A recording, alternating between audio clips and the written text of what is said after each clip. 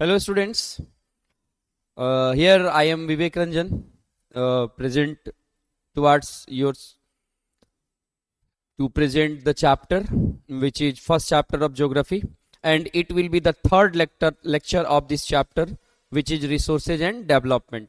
Okay, तो बाबू देखेंगे हम लोग अभी तक इस चैप्टर में जो जो पढ़ चुके हैं। जैसा कि आप सब जानते हैं कि मैं यहाँ विवेक रंजन आप सबों के सामने लाइस्मिथ जो चाणक्य क्लासेज के द्वारा पावर्ड है उसी के प्लेटफॉर्म पे मौजूद हूँ, और हम लोग आपके क्लास 10th के ज्योग्राफी का first chapter resources and development की बात कर रहे हैं। तो अभी तक हम लोगों ने इस चैप्टर का इंट्रोडक्शन पढ़ लिया।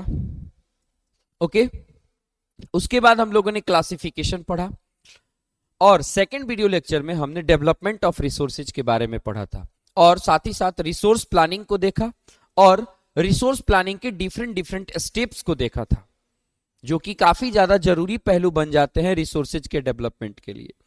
तो आज हम लोग इस चैप्टर को और आगे बढ़ाते हुए अपने इस चैप्टर के तीसरे वीडियो में इस चैप्टर के आगे के हिस्सों के बारे में बात करेंगे।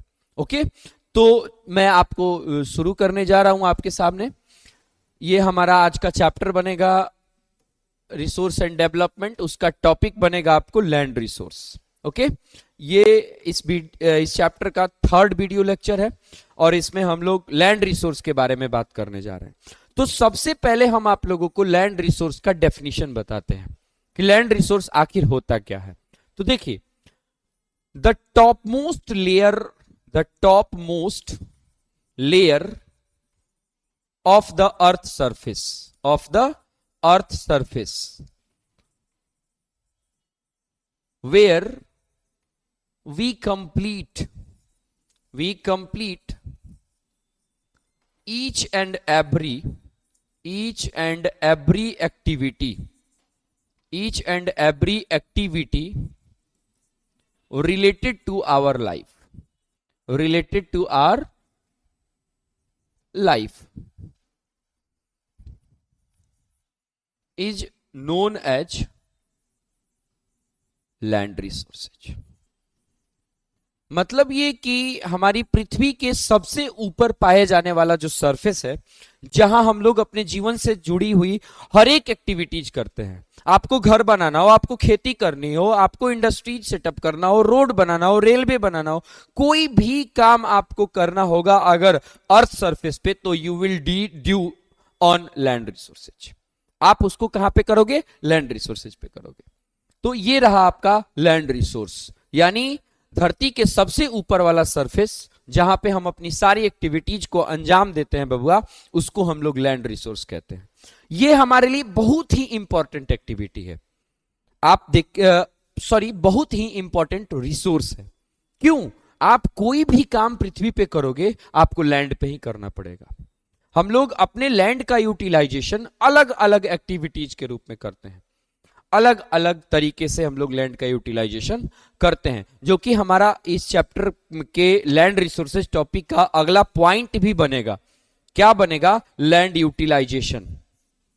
ठीक है, और लैंड यूटिलाइजेशन समझने के बाद हम ये कंक्लूड कर सकेंगे कि किन किन एक्टिविटीज में हम अपने जमीन का इस्तेमाल करते हैं या कर सकते हैं। ओके, तो एक बार और मैं डेफिनेशन को रिकॉल कर देता हूं, उसके बाद हम लोग लैंड यूटिलाइजेशन पढ़ेंगे।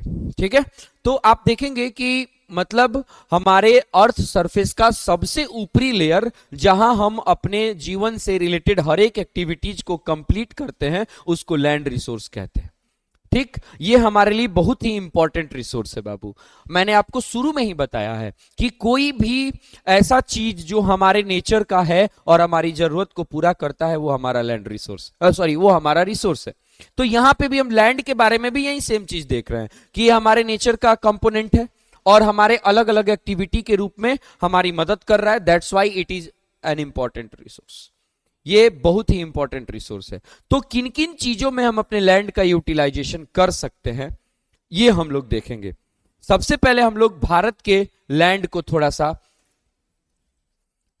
समझने की कोशिश करते हैं कि भारत में जो लैंड रिसोर्स मौजूद है वो किस तरीके से भारत में लोकेटेड है, किस तरीके से भारत में मौजूद है।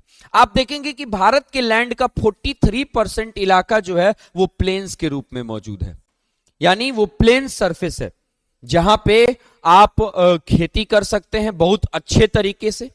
प्लेन्स इलाके जो होते हैं, एज यू नो दैट, कि बहुत ही ज्यादा फर्टाइल इलाके होते हैं, यहाँ का क्लाइमेट फेवरेबल होता है, सोवेल एलुवियल होता है। ऐसी परिस्थिति में ये इलाका जो है वो डेंसली पॉपुलेटेड इलाका हो जाता है। क्यों? क्योंकि जीवन से रिलेटेड जितनी भी इंपॉर्टेंट कंडीशंस हैं वो सारे के सारे कंडीशंस हमें प्लेन्स इलाके में इजीली मिल जाते हैं। तो फॉर्चुनेटली भारत का 43% लैंड इलाका जो है वो प्लेन्स के रूप में मौजूद है। किसके रूप में मौजूद है? प्लेन्स के रूप में मौजूद है। ठीक, इसमें आपको एग्रीकल्चरल लैंड, ठीक है, और भी बहुत सारे लैंड मौजूद हैं, जैसे कि आप घर बनाने का काम भी प्लेन्स इलाके में बहुत अच्छे तरीके से करते हैं, रोड भी काफी अच्छे तरीके से इजीली बन जाते हैं, रेलवे लाइंस अच्छे से बिछ जाते हैं। ठीक, खेती वगैरह हम लोग बहुत अच्छे तरीके से कर लेते हैं। ठीक है, भारत का 30% इलाका जो है वो माउंटेन के रूप में मौजूद है। आप देखो ना, भारत के किसी भी इलाके में चल जाओ ना, आपको हर जगह माउंटेन देखने को मिल जाएगा। I am not talking about only Himalayas region, नहीं, उसके अलावा भी बहुत सारे रीजन आपको भारत में मिलेंगे। जैसे आप सेंट्रल हाईलैंड में जाते हैं, आप डेक्कन प्लेट्यू में जाते हैं, आप चेन्नई जाते हैं, आप केरल जाते हैं, तमिलनाडु जाते हैं, हर जगह आपको पहाड़ देखने को मिलेगा। साउथ इंडिया में अनाईमुदी और दोदा बेटा की पहाड़ियां हैं, नीलगिरी की पहाड़ियां हैं। आप राजस्थान के तरफ चलिए, अरावली रेंजेस है। ठीक, आप ईस्टर्न घाट में चलिए, महेंद्रगिरी पहाड़ है। ठीक, पूर्वांचल में बहुत सारी पहाड़ियां हैं, गारो, खासी, जयंतियां, नागा हिल्स, मिजो हिल्स, है कि नहीं। तो भारत के हर पार्ट में लगभग लगभग माउंटेन मौजूद हैं। लेकिन अगर भारत के लैंड को अगर हम माउंटेन के रूप में क्लासिफाई करें तो 30% region will be covered by mountains. Okay, 27% Bharat का ऐसा इलाका है जो प्लेटो के रूप में मौजूद है, प्लेटोज के रूप में मौजूद है। प्लेटोज का भी भारत में दो पार्ट है। एक पार्ट कहलाता है जो ऊपर वाला पार्ट है, नर्मदा नदी के ऊपर वाला पार्ट, इसको सेंट्रल हाईलैंड कहते हैं। ठीक है, और जो सतपुरा और विंध्या रेंजेस के नीचे वाला पार्ट है, बेसिकली महाराष्ट्र, आंध्र प्रदेश, इन सब राज्यों वाला जो पार्ट है उसको डेक्कन प्लेट्यू कहते हैं। यानी दो तरह के प्लेट्यू भारत में मौजूद हैं। ठीक है, तो आप देखेंगे कि 27% लैंड प्लेटो के रूप में मौजूद है भारत में, 30% लैंड माउंटेन से घिरा हुआ है, और 43% लैंड जो है वो प्लेन्स इलाके से घिरा हुआ है। ये पाई चार्ट आपको बहुत बेनिफिशियल है ये समझने के लिए कि भारत का लैंड किन किन चीजों से घिरा हुआ है। ओके, आई बात समझ में। तो आगे हम लोग अब देखेंगे कि भारत का 43% लैंड जो है वो प्लेन्स इलाके के रूप में मौजूद है, जो भारत में एग्रीकल्चर और इंडस्ट्रीज के सेटअप के लिए बहुत बेहतर लोकेशन प्रोवाइड करने का काम करता है। ठीक, भारत में माउंटेन्स जो है वो 30% मौजूद है। टोटल इंडिया के टोटल सरफेस एरिया का 30% इलाका जो है वो माउंटेन्स के रूप में मौजूद है। ठीक, आई बात समझ में, जो जिनसे होकर के बहुत सारी नदियां निकलती हैं और ये नदियां पेरेनियल फ्लो बनाती हैं। पेरेनियल फ्लो का मतलब होता है, इसको समझेंगे, पेरेनियल फ्लो का मतलब होता है कि वैसी नदियां जो पहाड़ों से होकर के निकलती हैं और सालों भर अपने अंदर पानी को होल्ड करती हैं। यानी जिन नदियों में सालों भर पानी भरा रहता है, जिस पानी का इस्तेमाल हम लोग अपने अलग अलग एक्टिविटीज में कर लेते हैं इजीली, इनको पेरेनियल रिवर्स कहते हैं। बेसिकली हिमालयन रिवर्स जितनी हैं, एग्जाम्पल के तौर पे आप गंगा ले लीजिए, आप इंडस ले लीजिए, आप ब्रह्मपुत्र ले लीजिए। ठीक है, ये सारी की सारी नदियां जो हैं ये पेरेनियल रिवर्स हैं। क्यों? क्योंकि इनमें सालों भर पानी रहता है। ठीक, आई बात समझ में। उसके बाद आप देखेंगे पहाड़ी इलाके जो होते हैं वो टूरिज्म और इकोलॉजिकल एक्सपेक्ट के रूप में भी, यानी टूरिज्म को बढ़ावा देते हैं। जब देखिएगा बहुत ज्यादा हम लोग को घूमने का मन करता है कहीं पे कि चलो थोड़ा सा काम कर करके थक गए, पढ़ाई कर करके थक गए, अब थोड़ा घूम काम के आते हैं कहीं से, तो घूमने का मन किया, हम सीधे टारगेट करते हैं कि पहाड़े वालों इलाकों में हम लोग घूमने चलेंगे। वहां का वेदर, वहां का क्लाइमेट, वहां की सीनरी हमें बहुत ज्यादा अट्रैक्ट करती है। तो वही बात ये बोला गया है कि माउंटेनियस इलाके जो होते हैं वो टूरिज्म को बढ़ावा देते हैं और इकोलॉजिकल बैलेंस को भी बनाए रखने में मदद करते हैं। बारिश कराने में मदद करेंगे, मॉनसून बुलाने में मदद करेंगे। तो इन सब तमाम चीजों के रूप में भारत का जो माउंटेनियस इलाका है वो टोटल सरफेस एरिया के 30% में मौजूद है और ये इन सब सुविधाओं को हमें प्रोवाइड करता है। 27% जैसा कि मैंने बताया, 27% जो देश का इलाका है वो प्लेटियो के रूप में मौजूद है। ठीक, ये इनमें इन प्लेटियो रीजन्स में बहुत ज्यादा मिनरल्स पाए जाते हैं। ठीक, मिनरल्स के रूप में फॉसिल फ्यूल्स और फॉरेस्ट, इन सारी चीजों से हमारा प्लेटियो रीजन भारत का घिरा हुआ है, जो भारत के टोटल सरफेस एरिया के 27% के बराबर है। ओके, अब देखेंगे हम लोग कि जब हम अपने लैंड का यूटिलाइजेशन करने चलते हैं तो उसके अलग अलग फैक्टर्स होते हैं। ठीक है, यानी हमारे लैंड यूज का जो फैक्टर्स है वो they are determined both by physical factors such as topography, climate, type of soil as well as human factors. यानी हमारा जो लैंड यूटिलाइजेशन होगा, मतलब आप अपने लैंड का इस्तेमाल कैसे करोगे, ये कुछ फैक्टर्स से डिसाइडेड होता है। यानी factors of land utilisation, land utilisation के फैक्टर्स के बारे में हम थोड़ा सा स्टडी करते हैं। इसमें बेसिकली दो फैक्टर्स आते हैं बबुआ। पहला फैक्टर आता है टोपोग्राफी, सॉरी फिजिकल फैक्टर्स। पहला क्या आएगा? Physical factors. फिजिकल फैक्टर्स के अंदर में आप देखेंगे टोपोग्राफी आएगा इसमें, ठीक है। उसके बाद इसमें क्लाइमेट आएगा, इसमें टाइप ऑफ सोयल आएगा, सोयल टाइप भी इसको बोल सकते हैं। ओके, और उसके बाद इसमें दूसरा फैक्टर आता है ह्यूमन फैक्टर। अब हम इन दोनों को, दोनों फैक्टर्स को थोड़ा सा एक्सप्लेन करेंगे। देखिए कैसे। फिजिकल फैक्टर्स की मैंने बात की। These factors decide physically what would be the criteria to use our land resource। हमारे लैंड रिसोर्स को यूटिलाइज करने का क्या हमारा क्राइटेरिया होगा, ठीक है, ये फिजिकल फैक्टर से काफी ज्यादा डिसाइडेड होता है। फिजिकल फैक्टर में पहला आता है टोपोग्राफी। पहला क्या आएगा बाबू? टोपोग्राफी। टोपोग्राफी का मतलब हो गया कि किसी एक जगह का लैंड फॉर्म, कि वहां का लैंड फॉर्म कैसा है।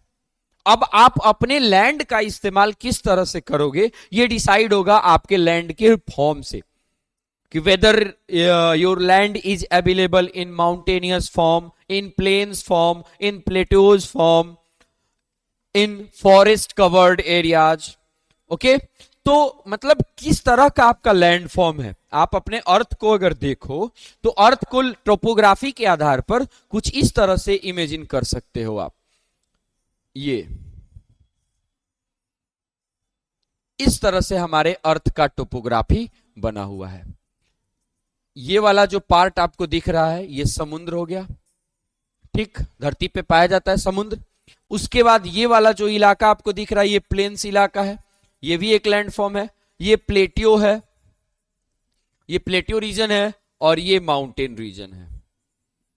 और कुछ देर के लिए ये भी समझ लीजिए कि भारत में डेजर्ट भी पाया जाता है। तो ये सारे के सारे आपको लैंड फॉर्म्स हैं जो अलग अलग टोपोग्राफी हमें देने का काम करते हैं। देखिए, जो सबसे पॉइंटेड पिक वाला चीज था वो माउंटेन हो गया, ठीक। फ्लैट पिक वाला जो चीज था वो प्लेटियो हो गया, फ्लैट सरफेस हो गया सी लेवल पे वो प्लेन्स हो गया, ठीक। उसके बाद आप देखिएगा जो गहरा वाला इलाका है पानी से भरा हुआ ये समुद्र हो गया। इधर ये जो सैंड वाला इलाका है, कम बारिश वाला इलाका है, अरीड टाइप का क्लाइमेट वाला इलाका है, ये आपको डेजर्ट हो गया। तो अलग अलग लैंड फॉर्म पाए जाते हैं। तो अब आप सोचिए कि क्या आप अपने लैंड का इस्तेमाल करने के पहले आपके मन में नहीं आएगा कि हमारा लैंड फॉर्म जिस तरीके का है हम यूटिलाइजेशन भी उसी तरह से कर सकते हैं? बिल्कुल आएगा दोस्त, बिल्कुल आएगा। अगर आप प्लेन्स इलाके में रह रहे हो आपका जीवन उसी तरह से चलेगा। आप वहां रोड बना लोगे, रेलवे बना लोगे, एग्रीकल्चर करोगे, अलग अलग तरीके से घर बनाओगे, है कि नहीं। अगर आप माउंटेनियस रीजन में रहते हो आपका जीवन शैली उस तरीके का हो जाएगा। प्लेट्यू रीजन में रहते हो आप माइनिंग पे डिपेंडेंट हो जाओगे, ठीक, अगर आप समुद्री इलाकों में रहते हो तो आप फिशिंग वगैरह करके अपना काम चलाओगे। यानी कहने का क्या मतलब है कि जैसी आपकी टोपोग्राफी होगी उसी तरीके का आपका लैंड यूटिलाइजेशन भी होगा। एम आई राइट और not? Yes, I am right. Okay, दूसरा क्लाइमेट की बात करते हैं। जिस तरह का आपके इलाके में क्लाइमेट होगा आप अपने लैंड का इस्तेमाल भी उसी तरह से करोगे। अगर हार्श क्लाइमेट होगा तो you won't be able to practice agriculture in your region. आप अपने क्षेत्र में एग्रीकल्चर नहीं कर पाएंगे अगर हार्श क्लाइमेट है, क्लाइमेट फेवरेबल नहीं है तो वैसी परिस्थिति में आपको अपने लैंड का यूटिलाइजेशन कुछ दूसरी तरीके से करना पड़ेगा। आप वहां पे क्या करो, इंडस्ट्री लगा दो। आप वहां पे क्या करो, पिलग्रिमेज सेंटर बना दो। आप वहां पे टूरिस्ट प्लेस डेवलप करो। ठीक, इन सब चीजों से आप अपने लैंड का यूटिलाइजेशन कर सकते हो। क्यों? क्योंकि क्लाइमेट फेवरेबल नहीं है, आप खेती नहीं कर पा रहे दोस्त।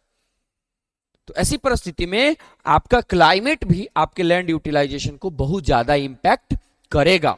ठीक, टाइप ऑफ सोयल, आप देखेंगे कि अगर हम खेती करने चलते हैं तो वहां सोयल का टाइप बहुत मैटर करता है। आपको काजू की खेती करनी है, certainly you will need laterite soil. Laterite soil नहीं है, आप काजू की खेती नहीं कर पाओगे। ठीक, आपको धान गेहूं इन सब चीजों की खेती करनी है, आपको एलुवियल सॉइल की जरूरत पड़ेगी। ठीक, अगर आप डेजर्ट इलाके में रह रहे हैं तो वहां सैंडी सोइल मिलेगा, वहां आप चाह करके भी खेती नहीं कर पाएंगे। तो क्या ये तीनों फैक्टर्स आपको, ठीक है, क्या ये तीनों फैक्टर्स जो मैंने बताया, टोपोग्राफी, क्लाइमेट और सोइल टाइप, ये तीनों फिजिकली आपके लैंड यूटिलाइजेशन को काफी ज्यादा इंपैक्ट करते हैं। ठीक, अब ह्यूमन फैक्टर भी इसमें शामिल होता है। वो कैसे? देखिए, आप अपने जमीन का इस्तेमाल कैसे करोगे ये ह्यूमन फैक्टर से भी डिसाइडेड होगा। एग्जाम्पल के तौर पे मान लीजिए कि आपके पास, आपके इलाके में प्लेन्स इलाका है। ओके, इलाका कैसा आपका? प्लेन्स। ठीक है, आपके यहां एलुवियल सॉइल है। ठीक है, ये भी मान लिया। यानी कहने का मतलब बारिश भी ठीक ठाक होती है, माने क्लाइमेट भी फेवरेबल है, मिट्टी भी फेवरेबल है, क्लाइमेट भी फेवरेबल है। ठीक है, और आपका लैंडफॉर्म भी फेवरेबल है। But still you are using your land in different way rather than agriculture. Then हम ये कहेंगे कि आपके अपने ह्यूमन फैक्टर के चलते आपका लैंड यूटिलाइजेशन किसी दूसरे तरफ जा रहा है। यहां पे एग्रीकल्चर करने के सारे बेस्ट साधन उपलब्ध थे, but still you are not doing that. It means कि आपका ह्यूमन फैक्टर यानी आपका माइंडसेट कैसा है। आप चाहते ही नहीं एग्रीकल्चर करना, क्यों करोगे? आप चाहते हो कि वहां हम इंडस्ट्री लगा लें, आप चाहते हो वहां हम दुकान खोल के बैठ जाएं, आप चाहते हो वहां पे हम कोई इंस्टीट्यूशन खोल के बैठ जाएं, कोई कॉलेज बना ले, स्कूल बना ले, ठीक, बड़ा सा बिल्डिंग बना के होटल बना दे। तो ये रहा आपको ह्यूमन फैक्टर, ये भी डिसाइड करता है कि आपके लैंड का यूटिलाइजेशन किस तरीके का होगा। ओके, चलिए आगे देखेंगे हम लोग कि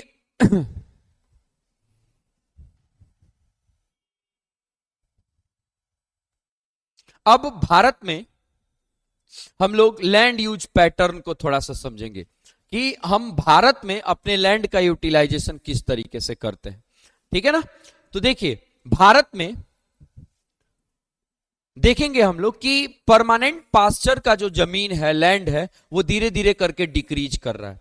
पास्चर लैंड का मतलब ये होता है कि the land in which certain vegetation are grown to feed your live stock.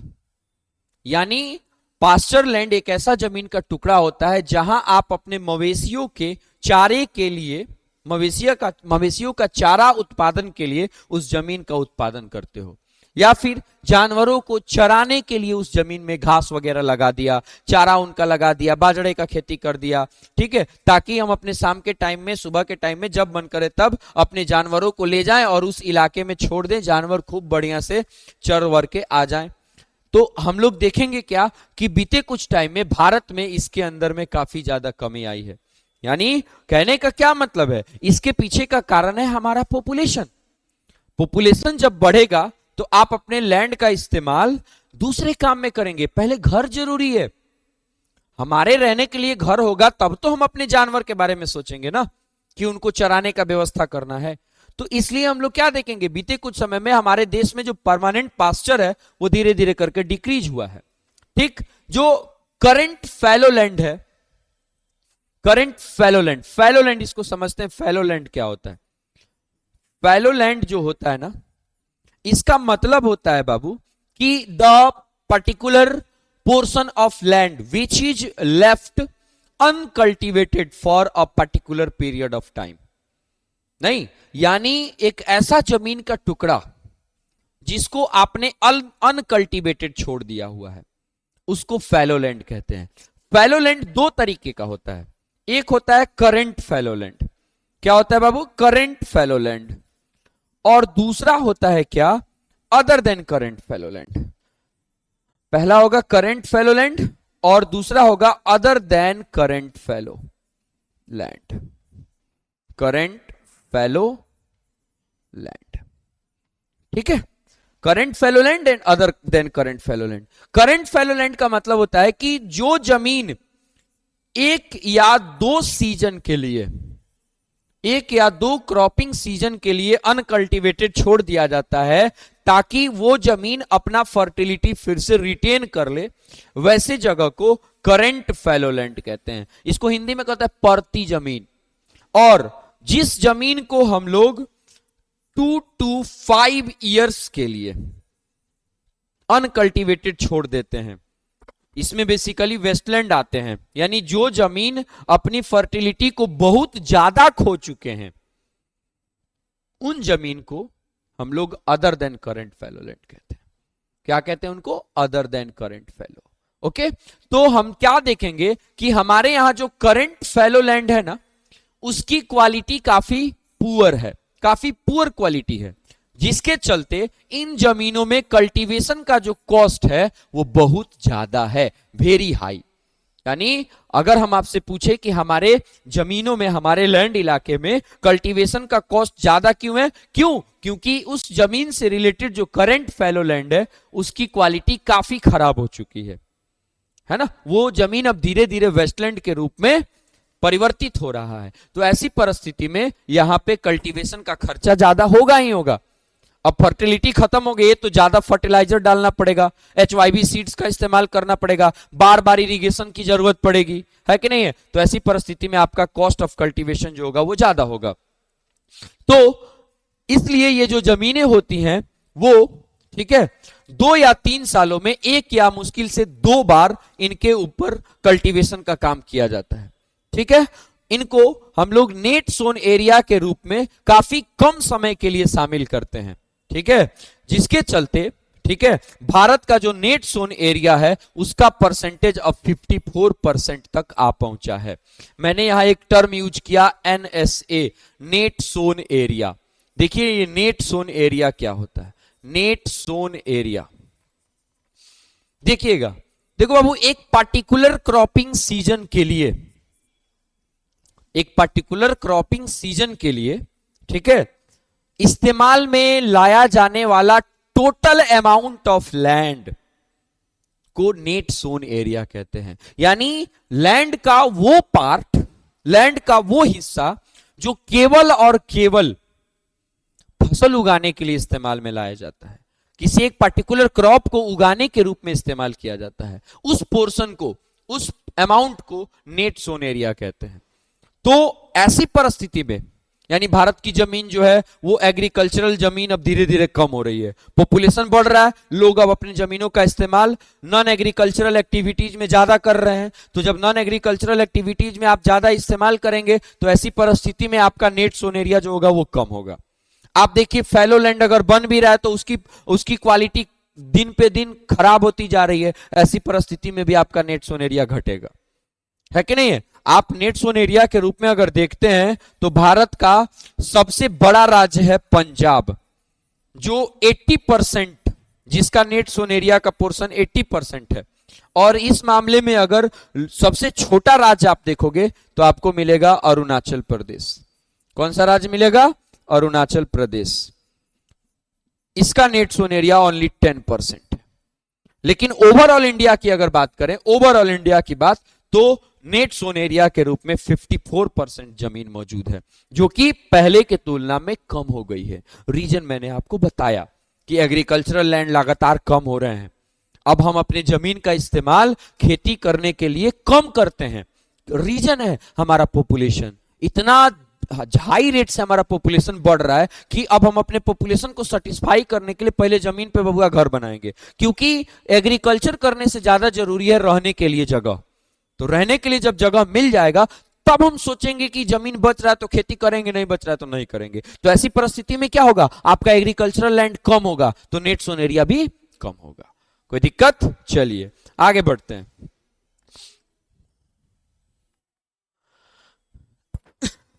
ठीक, मैंने अभी अभी आपको बताया कि 80% तक ये पंजाब और हरियाणा में है।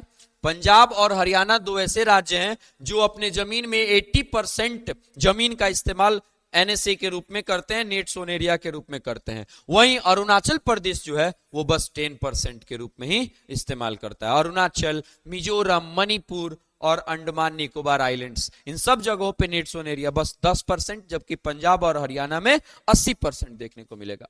ठीक, भारत का जो फॉरेस्ट एरिया है वो 33% से घट करके काफी कम हो गया है। मतलब अब पहले जो फॉरेस्ट एरिया था भारत का वो उस टोटल सरफेस एरिया का 33% हुआ करता था, लेकिन 1952 में, ठीक है, जो हमारी नेशनल फॉरेस्ट पॉलिसी बनाई गई उसके अकॉर्डिंग माना गया था कि 33% इलाका जो होगा वो क्या होगा, फॉरेस्ट कवर के रूप में होगा।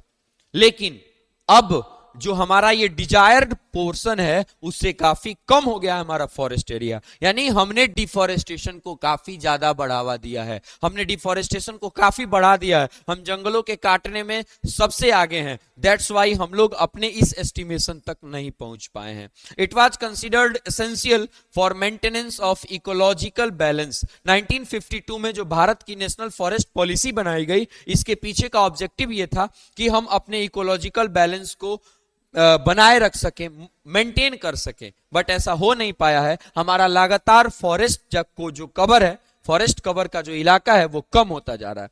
ठीक, आई बात समझ में? हमारा वेस्टलैंड जो है वो बढ़ते जा रहा है। ठीक है, यानी वैसा जमीन का टुकड़ा जिसको नॉन एग्रीकल्चरल एक्टिविटी के रूप में इस्तेमाल किया जाता है वो वेस्टलैंड के रूप में है। ठीक है, सॉरी, जमीन का वैसा टुकड़ा जो अपनी फर्टिलिटी खो रहा है, जो अपनी फर्टिलिटी खो रहा है, ठीक है, वैसे जमीन को वेस्टलैंड कहते हैं। ठीक, फर्टिलिटी खोने के आधार पर आपका जमीन दो तरह का होता है, एक वेस्टलैंड होता है और एक दूसरा बैरन लैंड होता है। यानी जिस जमीन की फर्टिलिटी कंप्लीटली खत्म हो चुकी है, कंप्लीटली खत्म हो चुका है, इस जमीन को आप बैरन लैंड कहोगे, और जो धीरे धीरे खत्म हो रहा है जिसका फर्टिलिटी, इसको वेस्टलैंड कहोगे। तो हम देखेंगे क्या कि भारत में वेस्टलैंड और नॉन एग्रीकल्चरल एक्टिविटीज के लिए रखे गए जमीन का मात्रा लगातार बढ़ते जा रहा है। तो ऐसी परिस्थिति में हम लोगों को अपने लैंड को प्रॉपर तरीके से यूज करने की जरूरत है, नहीं तो आने वाले टाइम में हमारा लैंड रिसोर्स जो होगा वो हमारे पास मौजूद नहीं रहेगा। ठीक है, अब देखिए ना, वेस्टलैंड में रॉकी, अरीड, डेजर्ट एरियाज, ठीक है, ये सारे के सारे जमीन आती हैं। ठीक, नॉन एग्रीकल्चरल एक्टिविटीज के लिए हम लोग के रूप में सेटलमेंट्स वाली जमीन, रोड वाली जमीन, रेलवे बिछाई गई जमीन, इंडस्ट्री सेटअप की गई जमीन, इन सब चीजों को शामिल कर सकते हैं। किसमें? नॉन एग्रीकल्चरल में। जबकि वेस्टलैंड में हम लोग रॉकी इलाका, वहां पे भी खेती नहीं कर सकते, फर्टिलिटी कम होती है। मैंने बताया कि जो जमीन अपनी फर्टिलिटी खो रहा होता है उसको वेस्टलैंड कहते हैं। ठीक है, अरीड इलाका, डेजर्ट इलाका, ये सब के सब इलाके जो हैं वो वेस्टलैंड कहलाते हैं। और जिन इलाकों में हम अपना सेटलमेंट बनाते हैं, यानी अपना घर बनाते हैं रहने के लिए, रोड बनाया गया है, रेलवे बिछाया गया है, इंडस्ट्री लगाई गई है, ये सब जमीन जो है वो नॉन एग्रीकल्चरल यूज के रूप में शामिल किया जाता है। Continuous use of land over a long period of time without taking appropriate measures to conserve and manage it has resulted in land degradation. हमने क्या देखा कि हमारा पॉपुलेशन जो है दिन पे दिन बढ़ता जा रहा है। तो पॉपुलेशन बढ़ने से हमारी जरूरतें बढ़ रही हैं, चाहे वो जरूरत किसी भी रूप में क्यों ना हो, खाना के रूप में हो, ठीक, घर बनाने के रूप में हो, रोड बनाने के रूप में हो, रेलवे बनाने के रूप में हो, तो इन सब चीजों की जरूरत लगातार बढ़ने के चलते हम अपने लैंड का यूटिलाइजेशन नहीं, एक्सप्लॉइटेशन कर रहे हैं। तो ऐसी परिस्थिति में क्या होता है कि धीरे धीरे करके हमारा लैंड जो है वो डिग्रेड होता जा रहा है, यानी इसकी क्वालिटी, डिग्रेडेशन का मतलब होता है harassment of quality and quantity of land की क्वांटिटी और क्वालिटी का हरासमेंट जो है वो डिग्रेडेशन कहलाता है। तो हम क्या देख रहे हैं कि हमने अपनी लैंड की क्वालिटी और क्वांटिटी दोनों को नुकसान पहुंचाया है। तो ऐसी परिस्थिति में आप देखेंगे कि हमारा लैंड धीरे धीरे क्या हो रहा है, डिग्रेड होता जा रहा है। ठीक है, आई बात समझ में। अब देखेंगे, ठीक, it has serious repercussions on society and the environment. इसका काफी प्रतिकूल प्रभाव हमारे समाज और हमारे एनवायरमेंट पे पड़ रहा है। ओके, आगे देखेंगे हम लोग। अगला हमारा टॉपिक होगा लैंड डिग्रेडेशन। मैंने लैंड डिग्रेडेशन का अभी अभी आपको डेफिनेशन भी पढ़ाया। ठीक है, लैंड डिग्रेडेशन का डेफिनेशन अभी अभी मैंने आपको पढ़ाया भी। तो एक बार और हम इसको डिफाइन करते हैं। देखिए, मैंने लिखा था पिछले स्लाइड में कि the harassment of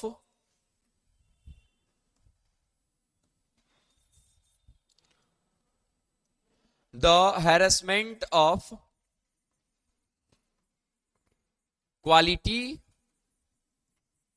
and quantity of our land resource due to some casual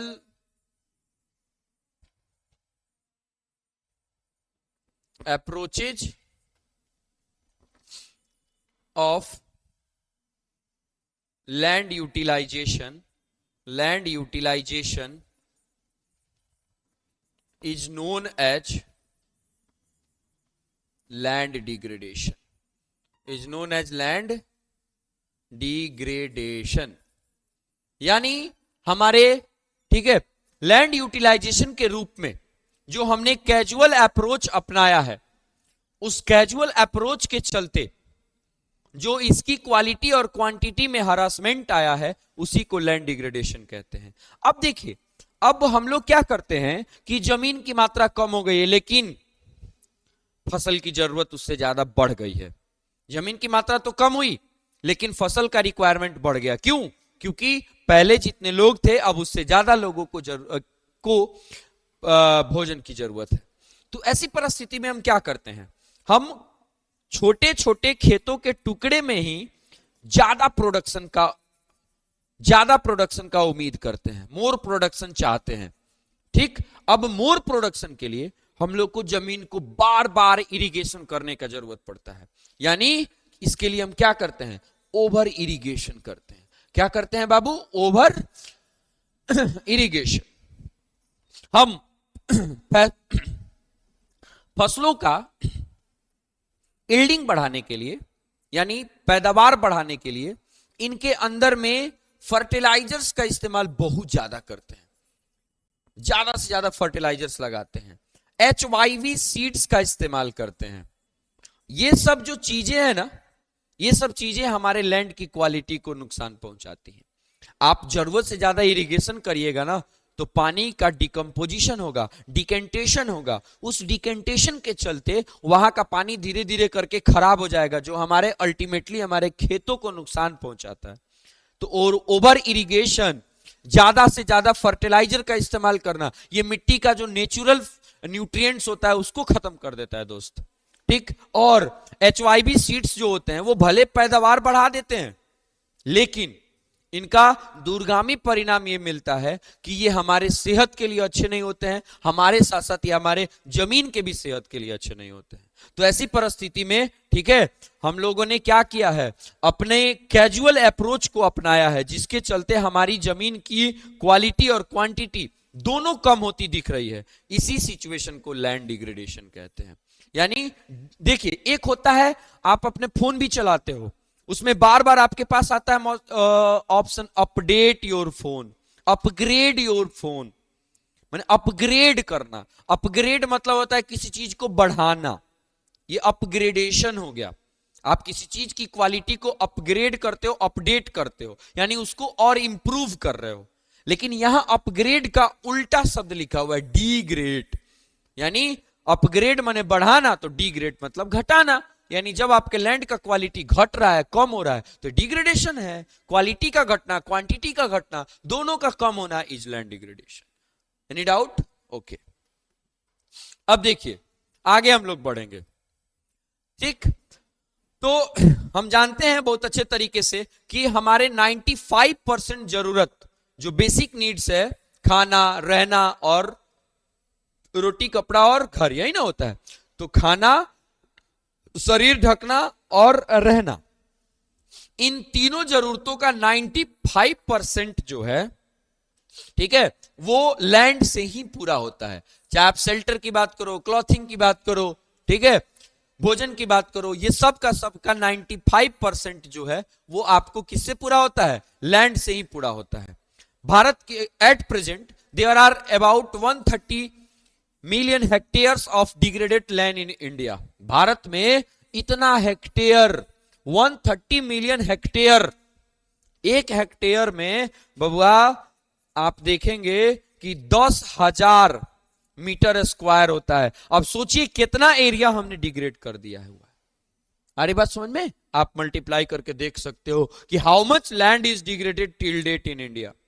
बहुत बड़ा पोर्शन आएगा दोस्त, बहुत बड़ा। यू कांट इमेजिन कि इतना ज्यादा लैंड हमने डिग्रेड कर दिया है। यानी इतने लैंड को हमने, लैंड की क्वालिटी और क्वांटिटी को वैनिश कर दिया है, खत्म कर दिया है।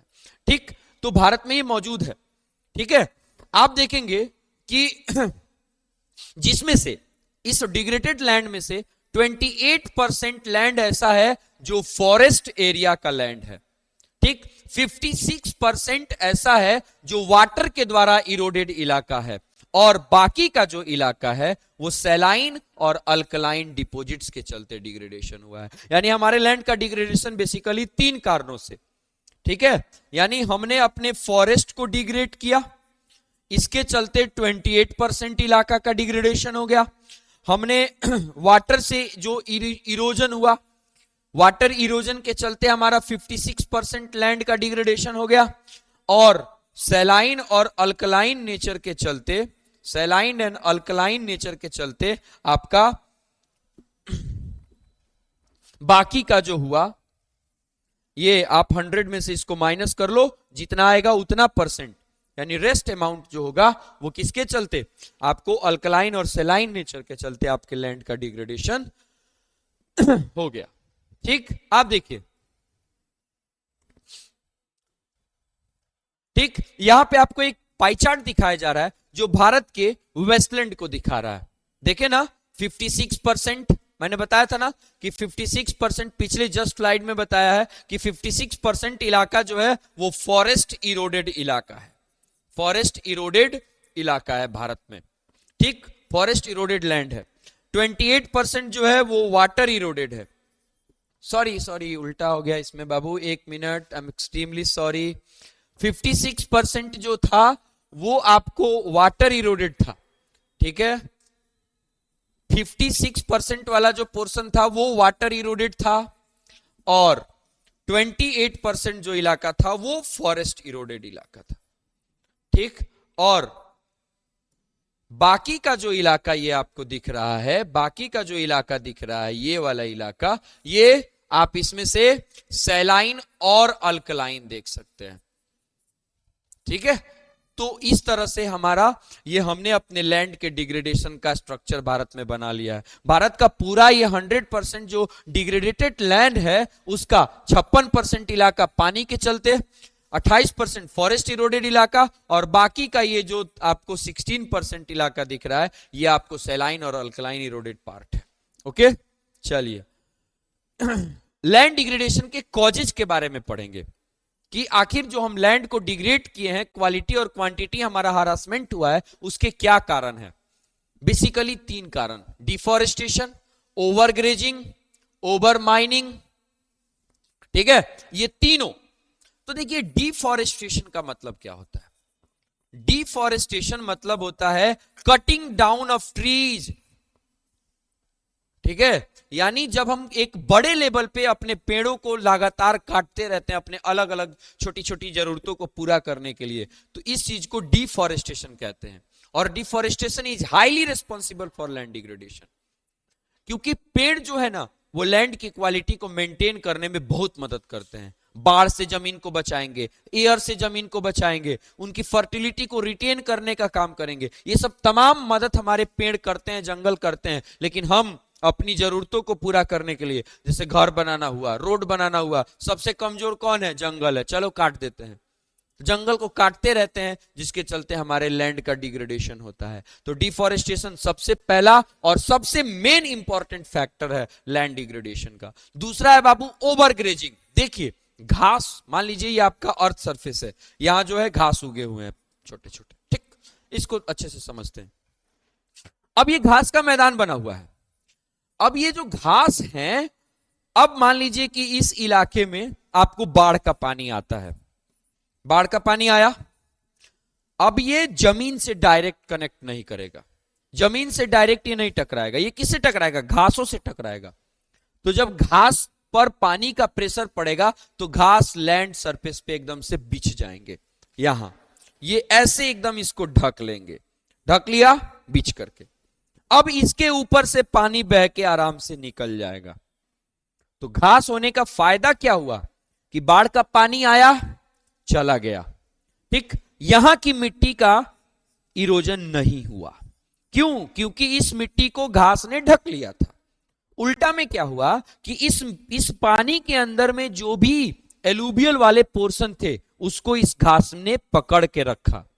जब घास बिछ गए तो पानी आके इसमें फंसा, और फंसा तो जो भी इसके पास न्यूट्रिएंट्स थे वो यहां पे इसने डिपॉजिट कर दिया। तो घास ना केवल इरोजन से बचाते हैं बल्कि डिपोजिशन में भी मदद करते हैं। अब हम क्या करते हैं कि हम लोगों ने तो पास्चर लैंड को लगातार कम कर दिया है, चारा का व्यवस्था हमारे पास है नहीं जानवरों के लिए। तो ऐसी परिस्थिति में हम जानवरों को खुला छोड़ देते हैं घास के मैदान में, जाओ दिन भर चर के आओ। तो अब घास खत्म। तो घास खत्म होगा तो एक तरफ तो डिपोजिशन होना बंद और दूसरा तरफ इरोजन चालू। तो ये दोनों ही परिस्थिति में आपका लैंड जो होगा वो डिग्रेड कर जाएगा। देख लिए कितना इंपॉर्टेंट है घास। तो इसलिए ओवर ग्रेजिंग भी एक बड़ी समस्या है जो लैंड डिग्रेडेशन को बढ़ावा देती है। ओके, और तीसरा है माइनिंग। देखिए ये भी बहुत रिस्पॉन्सिबल फैक्टर है। माइनिंग जब हम लोग करते हैं किसी लैंड सरफेस में, देखिए मान लीजिए लैंड सरफेस है, इधर नीचे मिनरल्स मौजूद हैं, तो अब हम इनको क्या करते हैं? ड्रिल करते हैं, खोदते हैं इसको। ठीक, जब आप इसको ड्रिल करोगे तो इसमें आपको गड्ढा पड़ जाएगा। इस जमीन में क्या पड़ गया? गड्ढा पड़ गया। अब मान लीजिए बारिश का पानी आया, बाढ़ का पानी आया, वो सब इधर जमा होना शुरू हो रहा है। जमा होना शुरू होगा तो बहुत दिन तक यहां होल्ड करके रहेगा। उसके बाद माइनिंग में से बहुत सारे ऐसे गैसेज निकले थे जो वहां के आसपास के एनवायरमेंट को भी प्रॉब्लम करेंगे। ठीक, अब हम लोग माइनिंग करने के बाद इस जमीन को ऐसे ही एज इट इज छोड़ देते हैं, जिसके चलते यहां पे इस जमीन का इस्तेमाल जो दूसरे काम में कर सकते थे अब वो भी नहीं हो रहा है। तो ऐसी परिस्थिति में माइनिंग ने भी हमारे इस लैंड की क्वांटिटी को, क्वालिटी तो नहीं कहेंगे यहां पे, क्वांटिटी को खराब कर दिया। जो पहले आपके पास ज्यादा जमीन मौजूद था अब उसकी मात्रा बहुत कम हो गई। तो ये तीनों फैक्टर जो होते हैं वो लैंड डिग्रेडेशन को बहुत ज्यादा बढ़ाते हैं। ठीक, आगे देखेंगे। देखिए माइनिंग के चलते झारखंड, छत्तीसगढ़, मध्य प्रदेश और उड़ीसा, ठीक है,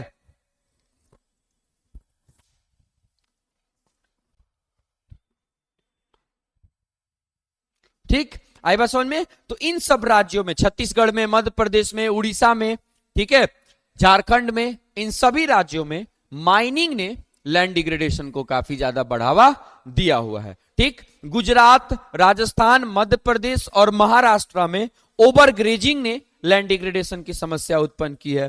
ठीक है, आई बात समझ में? ठीक, अब देखिए, अब लैंड डिग्रेडेशन को हमने समझा कि लैंड डिग्रेडेशन कैसे हुआ और इन तीनों कारणों के चलते भारत में कौन कौन सा जमीन का लैंड डिग्रेडेशन हुआ।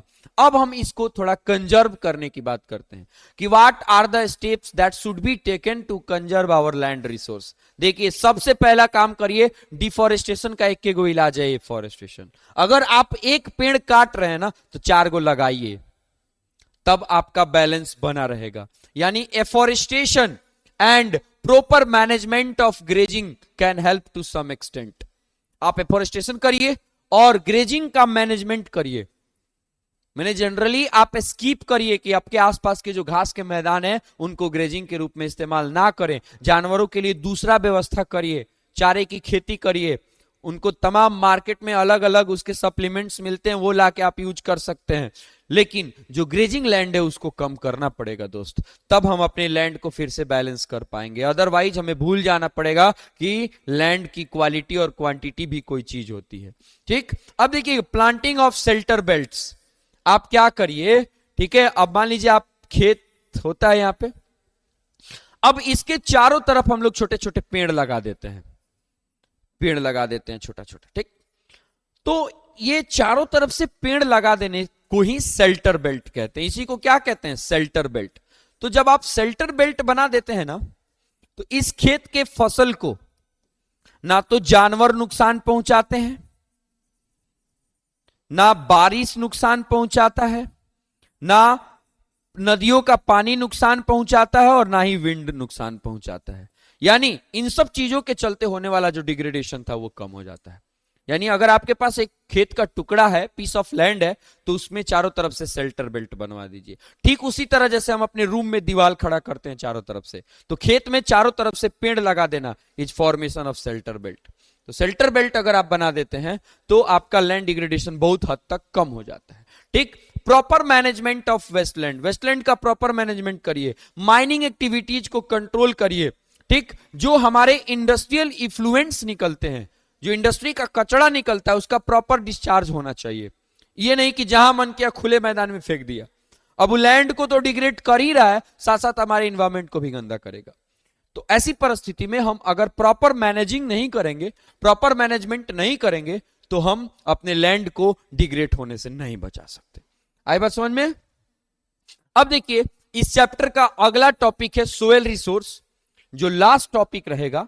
ठीक, सोयल रिसोर्स, इसमें हम लोग soil formation, classification of soil, soil erosion, ठीक, इसमें क्या क्या पढ़ेंगे एक बार आपको बता देते हैं। सबसे पहले हम लोग फॉर्मेशन पढ़ेंगे कि मिट्टी का निर्माण कैसे होता है।